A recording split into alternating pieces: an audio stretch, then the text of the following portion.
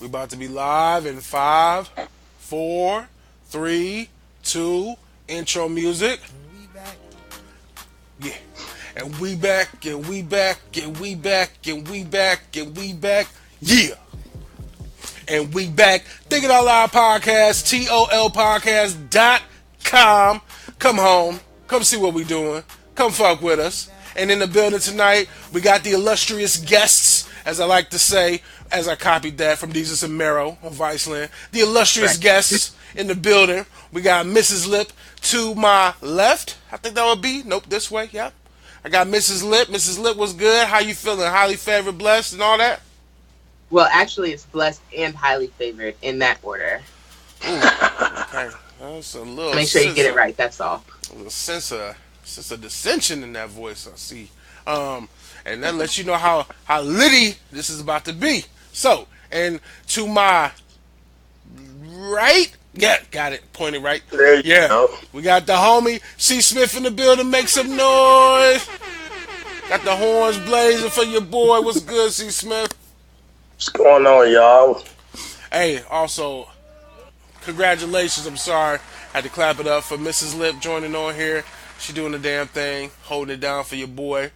Once again, I am J-Lip. You know who I am. You know what this is. Now let's get to the shits. All right. First and foremost, we go through the hot takes. That's what we do. That's the format. So, with that being said, right now, there's a lot of conversation going on today, specifically May 1st.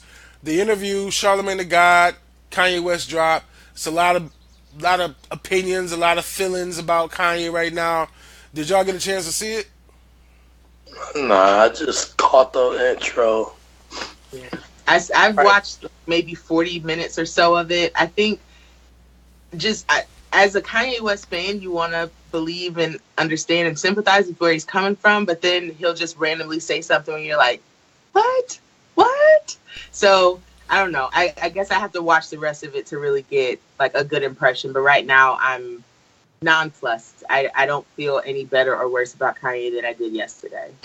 Okay, that's real. It was an hour and 45 minutes with Charlamagne the God, which is not everyone's favorite interviewer, so I understand the struggle, to get through that, but I love that nigga. Like, I love the Breakfast Club because of Charlamagne. He brings a certain energy that I enjoy, so with that being said, I thought the interview was dope. It took me all day to get through because I was listening to it at work. I hope nobody at work is listening or watching right now, and if you are, I wasn't really watching or listening to it. I was just thinking about it. With that being said, it was dope, and I think it was okay. I think we didn't get Breakfast Club Charlamagne on this interview though. I think we got Charlamagne the interviewer on this interview. We got him completely separate from the persona I think we typically get in the mornings, which I was grateful for. I think the laughing and joking would have detracted from us making a true and honest decision about how we felt about the interview. So I was grateful for that. I agree. I think that when you expect, normal Charlamagne, you're thinking of the Breakfast Club. You're thinking about the fact that he's there for the comic relief, the antagonizer, the contrarian, the person that asks the questions is going to get under people's skin, blah, blah, blah. But he also represents the questions of the people, which he did in this interview. So, having watched the whole thing, I will tell y'all this.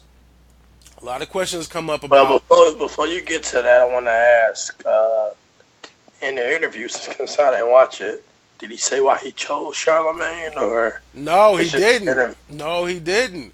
And if you look back at his last interview at the Breakfast Club, when Envy and you know how it always goes, DJ Envy be like, we got a special guest in the building, Kanye West, and then DJ Envy asks a stupid ass question like, so tell us what Kanye West means. And then, Ye be sitting there giggling, laughing, blah, blah, blah, and then Charlamagne gets to the shits. Last interview, Kanye turned his chair to face Charlamagne. He said, I want to hear what this nigga got to say. He said, I want to hear what he gonna go in on. And so that already showed you a precedent of, I want to deal with what is going to be the controversial topics versus all the high level bullshit. You know what I'm saying? Like, he has a respect for what he does. Absolutely. Mm-hmm. And I think that that's deserving. I feel like Charlamagne is definitely an interesting character. He's a love him or hate him type of guy, but he's a vessel for the people. Like, he asks all the questions, he reads all the comments people post, So he like, I feel the same way too. So let me ask for the people. Exactly. And with that being said, I also wanted to talk about the fact that, to the question that came from a lot of people as far as like why is he affiliating himself, and shout out to B. Lou on that. Shout out to Jed in the chat. Shout out to KG in the chat.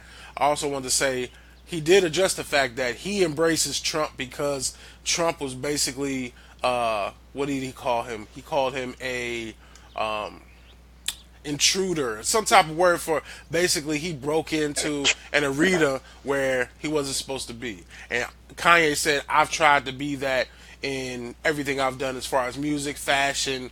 Now he's doing property development. Like Kanye said, he's been somebody who's been able to basically break the barrier and get into an arena that he normally would not have been accepted in, and that's what he respects about Trump. But he doesn't. See, those are the. I feel like it was those parts of the interview where I was like, I feel like you're blurring some lines, and it's starting to just feel like bullshit at this point, because you're talking about fashion and property development. We're talking about politics and the free world. It's two completely different things. And you can't, like, it's not the same. And I don't respect Trump for going from being just a dude who makes a whole bunch of money to running the country. Like, I don't respect you for that just because you did something out of the norm for somebody in your station in life. Like, no, that's the kind of stuff where I was like, come on, Kanye. Like, no, man. No. Mm-mm. Smith, thoughts? I mean, I know how I feel about him going from the backpack rapper to everybody know he in a sunken place. It's just plain blank period. He ain't been the same since his mom died. Oh, I also want to add the word I was looking for was infiltrator. He called Trump an infiltrator, somebody who infiltrated. He's a billionaire. But he infiltrated the presidency. No. Trump was never supposed to be the president. End of the day. Why not? He's a billionaire. Because he's also politics all about money. Right. I give you that. I feel like what Kanye was trying to convey is the fact that he's an infiltrator, and Kanye feels like he's an infiltrator when it comes to his place in music right now. I mean, you got to imagine we would never have considered the beat-making Kanye West of yesterdecade to be as great as he is musically now, or at least recognized globally. It ain't about that. He's so great musically right now. I don't care about you. Well, he's talking about fashion now, too. He's talking about how he's had to break the barriers to get through the fashion. His fashion sucks. His shoes are ugly. It's bad. He's criticized constantly. Everything's been trash. Everything he's doing is trash. Everything he is. Everything. So bad. On every aspect. But then when you tell him it's trash or you criticize him, he says, well, you don't understand my genius, or I'm light years ahead of you, or whatever. That he always has, some kind of comeback, like, we just don't understand him. And I'm like, well, maybe your shit's just bad. And maybe everything's not meant to be understood. Did he ever think about that? I don't think so, because it's Kanye West. He believes that he's correct. And he said, y'all keep calling this man great. I don't see it. That's from KG. KG said, y'all keep calling this man great. I don't see it. He's great at music. He's great at music. That's where I stand, KG. He's great. Well, maybe he was great at music at a time. Maybe. Then you could say he is a great. He is a great, meaning he has been at some point a great. But he's still making the music, though, and I feel like he's tarnishing his own legacy by being this person right now. KG asking how. He said, how is he great? I think he was great, and at the time when he was putting out quality music, that didn't exist in this space. I think the state of music has changed, and you have to be a different type of artist and to be a visionary and to be a great. And he's just gone in the wrong direction. He kind of had a time, and we can appreciate him for that time. But I think now it's just not good. Yeah, I think he's what is it? His not his time ran out, but his run is done. Like really, y'all think that Kanye can't drop another classic? I don't think his impact is the same anymore. Cause look at him, none of his stuff gets radio play anymore. But what stuff? Like what stuff is actually out right now? His last album came out 2 years ago. Nigga, 2 years ago. That's a long time. Well, Beyonce's album came out 2 years ago, and she's still on the radio with those same singles. Exactly. Kanye. I mean, you know what? Let me address this. KG's saying, when was the last banger he had? He used to be okay, but he was never great. That's blasphemous, KG. I'm disappointed in you. Oh. His last great album was... We gotta boo that man. Dark Twisted Fantasy.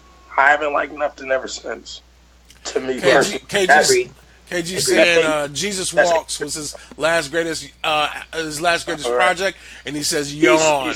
Jesus Walks, yawn. Gold Digger, yawn. I'm like, KG, you hear us right now. KG, you saying Jesus Walks and Gold Digger are his last greatest projects?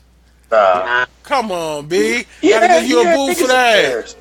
Yeah, niggas in Paris. Come on now. Yeah, I ain't gonna take away. And come on. He said Dark Twisted Fantasy had, he said, heard no cuts off them joints. No cuts.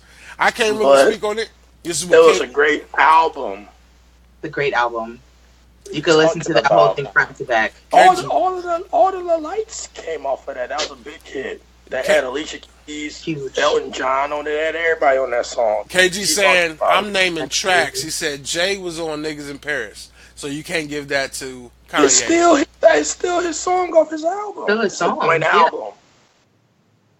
I agree with y'all. I'm just speaking for the audience. So with that being said, we can speak for the audience. Look, I think we've said our piece. Kanye West will go down as one of the greats in music, but I think that greatness is getting a bit smaller as time goes on and he continues making music. Well, you know what? We'll end it with that. I think we're all in agreement that Kanye West has had greatness. He's not at that peak anymore. I disagree with you, Smith, on the fact that he'll never be there again. Like, his run is done. I think that he still has that energy.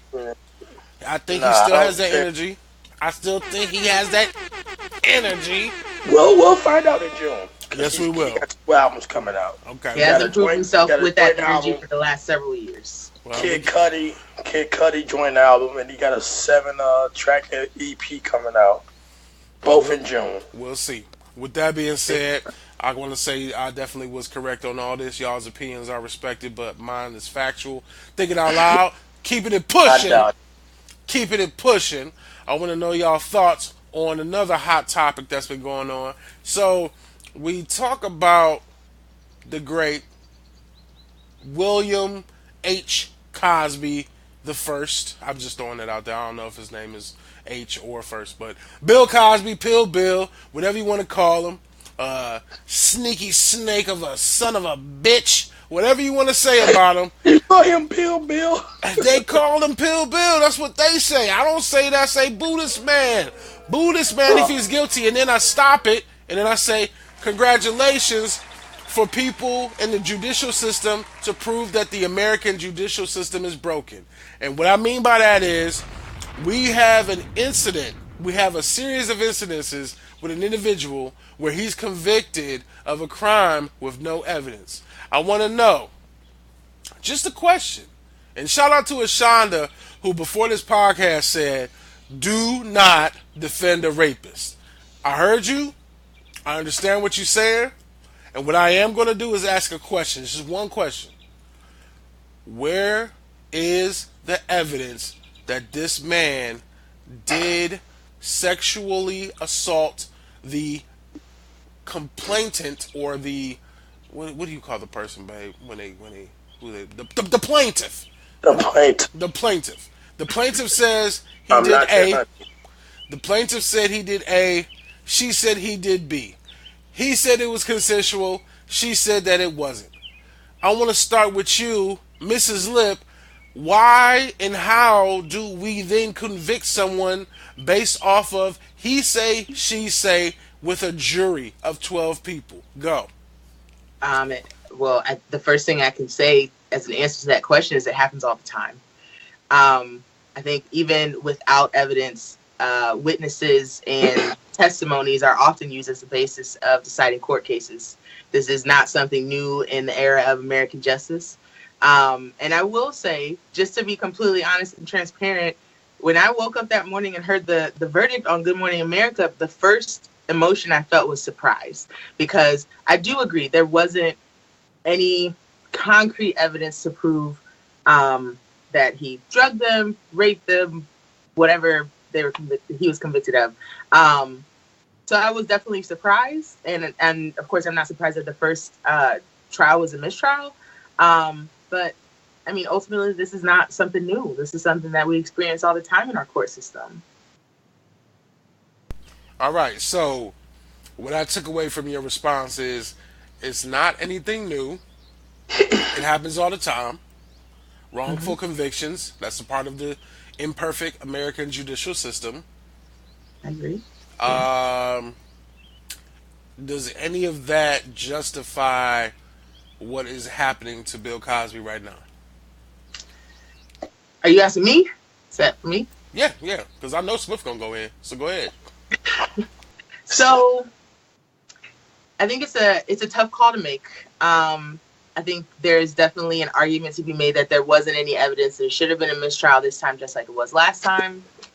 I think there's also an argument to make that there were more women that stepped up this time. There was more testimonial evidence presented that convinced a jury and a judge. So there's conversation on both sides of the issue. I just want to make sure by evidence we keep it 100 and say that the evidence was perspective, correct?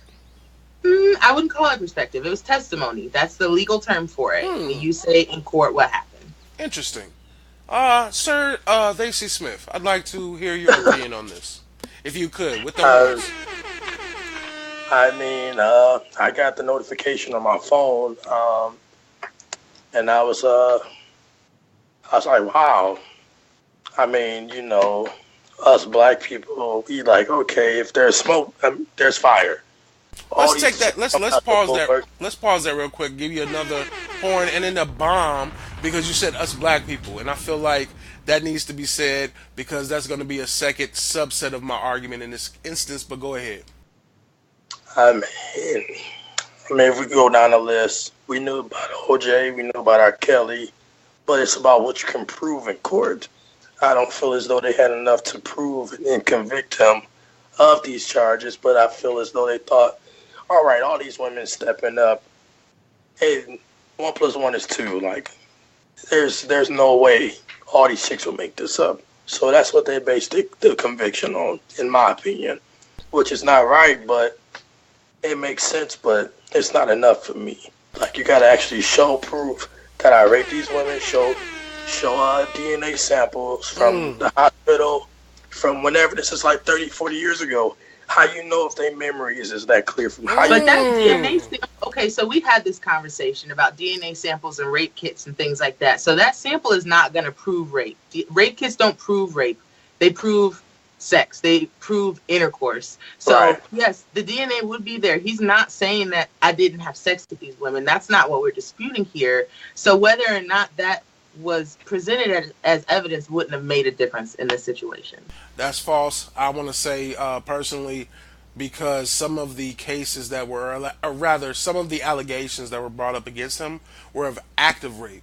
So out of the 60 plus, the 40 plus, however many women initially, after the dominoes started to fall, there were numerous women that came out and said, yeah, Bill Cosby drugged me and he raped me. And then they brought this up to Smith's point and to the point of reality 3-4 decades later. So the concern here, in my opinion, and this is just my opinion, because this is thinking out loud and I'm going to say what the fuck it is. You don't convict somebody on 30 years of potential prison sentences based off of the fact that she said it went one way and he said it went another. That's this unsubstantial evidence that is not proven. To the question about the rape kits. Okay, what I said was false. But, right. So you're saying the rape kits wouldn't prove rape. My thing is, it would prove rape for the individuals who said that they were actively raped. That's what I meant. Yeah. If you say you're actively raped, then a rape kit would support that. And so when you hear stories about people who are saying 30 years ago, I went to talk to Bill Cosby because I wanted some advice on my career, or I wanted an opportunity to be his intern, or I wanted to see if I could get on the Cosby show, or whatever it may be. They went to his hotel room. The assistant leaves. They stay. We don't know anything else after that.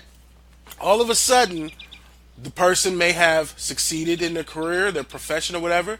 They may have done multiple roles. They may have even won awards. But at the end of the day, 30, 40 years later, once one person comes out, then it's another 40 that say, oh yeah, he did that to me too. And then you have an individual that comes out and admits, yeah, I lied because everybody else was saying it, so I said it too. To me, that's not proving beyond the preponderance of a doubt, beyond reasonable doubt, that this did not occur the way that it is being purported to have occurred. That's what my problem is. Anything could have transpired within them 30, 40 years. They could have had a fallout. They said, okay, if you ain't going to do this for me, I'm going to tell them you raped me that one night. They could have been like, oh, no. Exactly. And remember, there's a such thing as a casting couch in Hollywood. That's a known thing.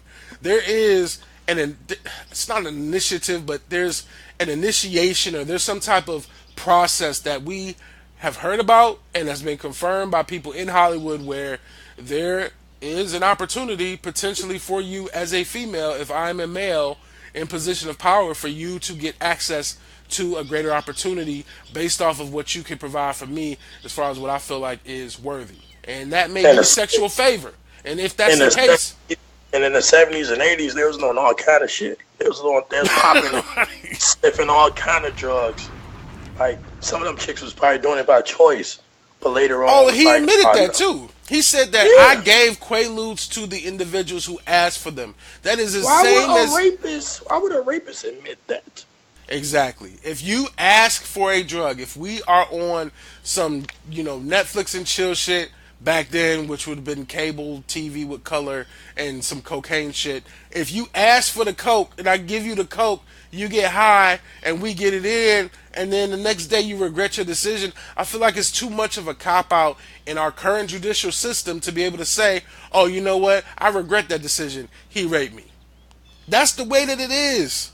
That's the way that it is. And I feel like that's not fair. And that's where I kind of want to have a coming of, or really kind of an aligning of the minds of saying, at least can we say that it's not fair? Yeah, we can all say that it's not fair. I think there is a lot of doubt and opportunity to not be able to settle on either side of the issue, because you've got the timing issue. It's been 30, 40 years.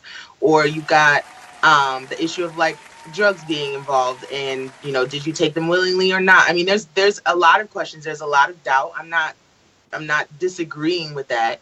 I think ultimately this was a tough thing. Do I think he should have been convicted? No, not because I feel particularly fondly towards Bill Cosby, but as a person, the evidence wasn't there. And I think too, like you were mentioning before, that we were going to bring up the question about race in this issue, and of course, people are going to talk about how he was going to buy NBC or something like that before all of this came up. Yeah.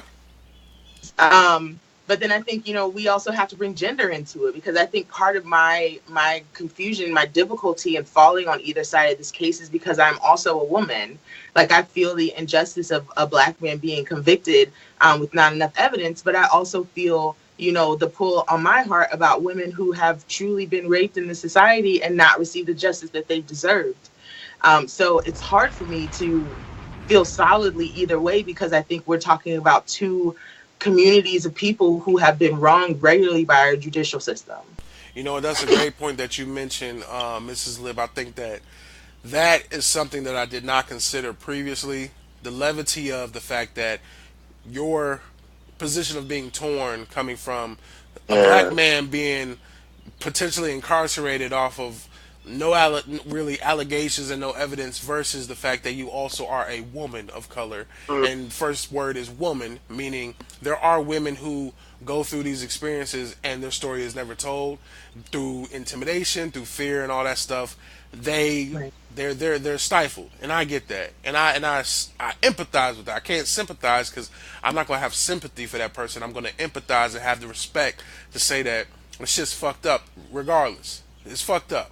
So if you get raped, you get messed with, it's fucked up. But it's also fucked up that we have to have ourselves pitted against each other. And I don't mean us as Black people, but us as in man versus woman, that we have to be pitted against each other and try to convince a jury of 12 who's lying and who's telling the truth, and someone's life is on the line. And my thing is this, and I'm going to give it to you, Smith, to close that topic out.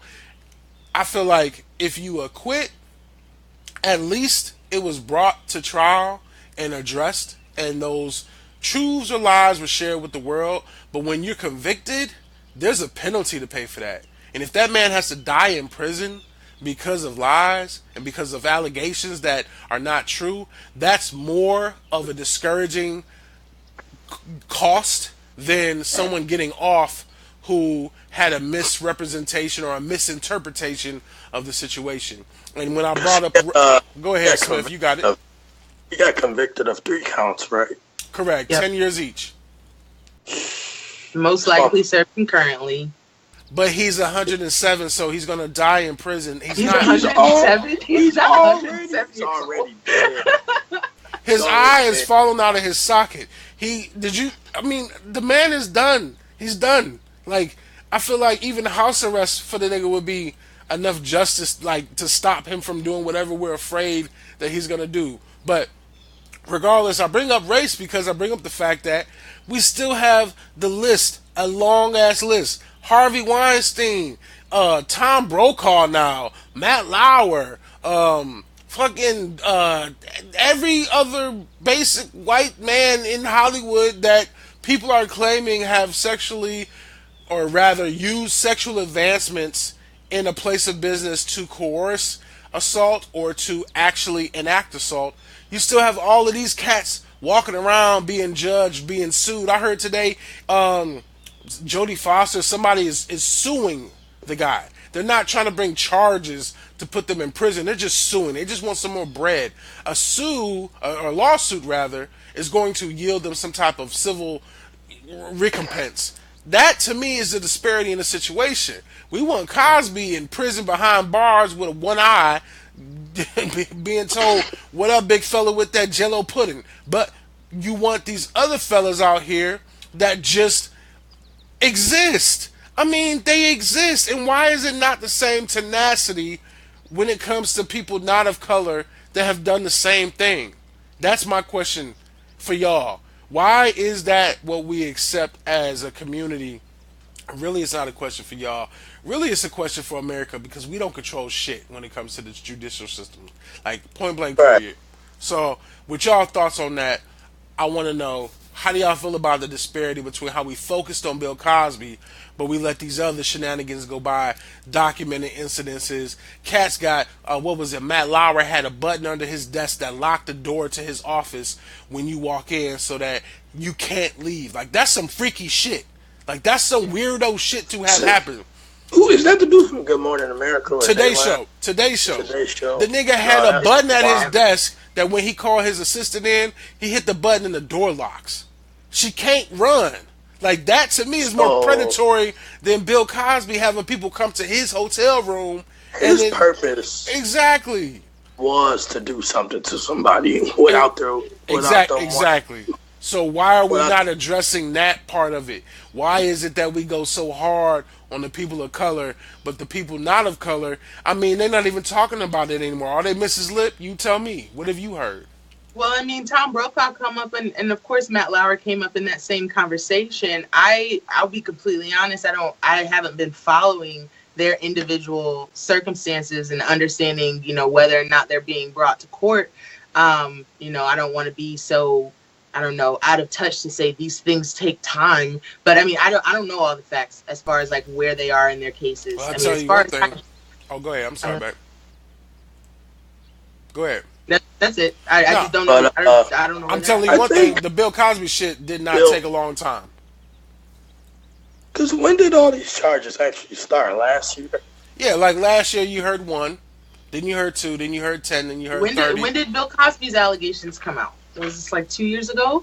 I don't even think it was that long ago. I do not believe it was that long ago. There have been allegations, and he's paid off. I mean, it must have been some length of time, because he's already had one trial. That was a mistrial. So they had to reschedule. Yeah, that was last year. Yeah, so It was like 2 years ago that the allegations started for him. Each situation gonna take around 2 years. Everything just start happening in 2017. So I say within the next year and a half, more people would get either convicted or sued or whatever is pending against them. Personally, Bill Cosby is bigger than all of them put together. So of course, and it just so happened he's black. You know what? That's and it also so happens that he had the biggest impact on black people growing up. And he had the plan with the NBC purchase. I feel like that also is a reason. We are continuing to see when black people become successful or people of color become successful, we start to see them get attacked. And it just seems like it comes out of nowhere. And my analogy to that, or the similarities to that, are Issa Rae. She's now in the media for saying certain things in a book she wrote 3-4 years ago that are on the New York's bestsellers list, but they're now saying that she's some type of villain to the black community because of her thoughts. However, season 3 of Insecure, of a show that she wrote and produced, is about to drop. So, go ahead, babe. I said, and stars in. And stars in. 4 years ago, it's just not being brought up. Yes, yeah. She dropped the book. Her show. So now it's in jeopardy. Same thing happened with Nate Parker with the Nat Turner movie. Right before when he was doing his media run, it was like, oh yeah, weren't you also charged with an alleged rape? And he was like, no, I was acquitted of that. I didn't do that. That was consensual. Blah blah blah. It's been proven, but the numbers of the film show that enough people felt, oh no, that nigga raped her. Nah, fuck that. I don't know, man. Okay, so I always feel some kind of way, and I'm sure it's an unpopular opinion, but that Nat Turner film was not good. Okay, well, despite the film being good or not, enough people boycotted it. That's the point I'm making. And in this completion of this whole umbrella of ideas, why is it that the Pied Piper is still selling out concerts? Oh, you brought up R. Kelly? I call him the Pied Piper. He uses music. Historically, the fantasy character of the Pied Piper uses music to take little children away to never be seen again. Why is the Pied Piper still? Look at your face. The disgust. Why is the Pied Piper still selling out concerts? That? Because he's in your face with it. He wrote for his 15-year-old wife, "Age Ain't Nothing But a Number." He wrote the song, "Age Ain't Nothing But a Number, You and I Ain't Nothing More Than a Thing. The love that I have for you, it'll never change." That's what he wrote for his 15-year-old wife when he was 30. Right. Like, so the nigga that showed you, he's so blatant with it. He's almost like the guy who he's like, what's my man from Menace, who showed the tape of the robbery? Talk about O-Dog. He's O-Dog. He shows you the tape of the robbery and brags about it in your face. And pretty much said what you're going to do. Exactly. Because my music's so great, you're going to love me. So why does he get a pass? It's his music. See, some people separate the two. The art from the artist. The art from life. Okay. Like, he's a great artist, but mentally, he's a sick person.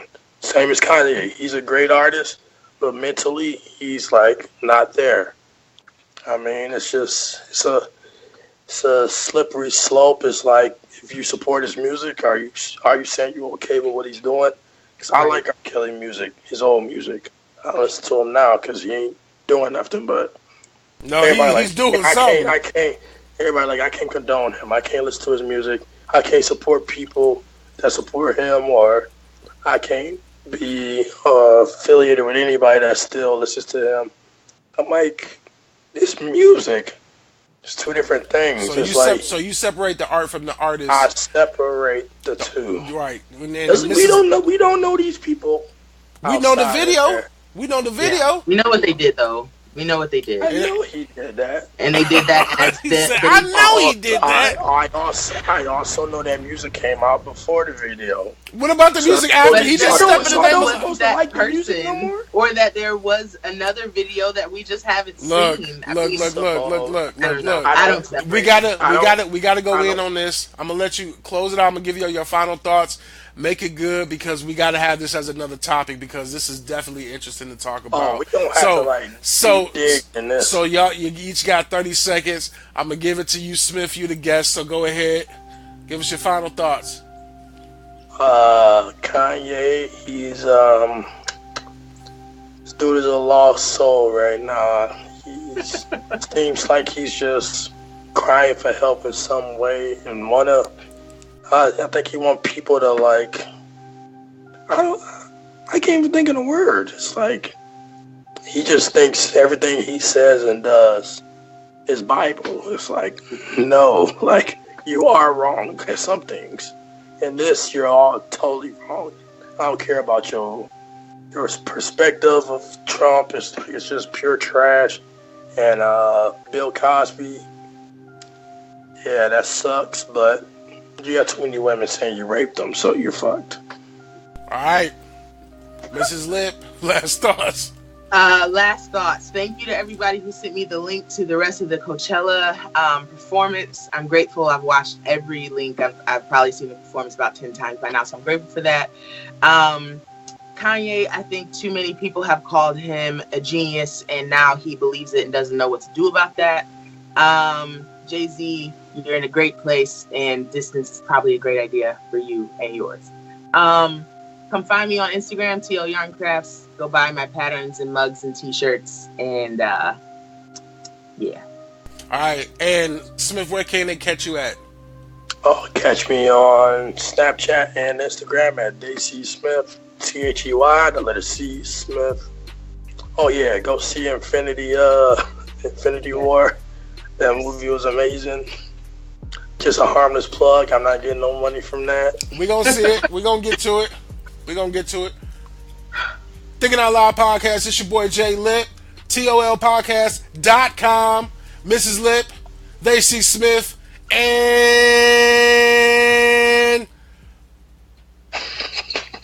we out. I will fucking restart this entire podcast if I can't get y'all to say, and we out. And... we gotta do it like, so I do the and, so I do like an and then y'all all do we out, and then I just shut the shit off. And we out. God damn. That's what I like to see. I don't know what else to do. I said it. We both said it. You happy? I'm happy. Appreciate you, bro. Appreciate you, baby. Love y'all. Peace.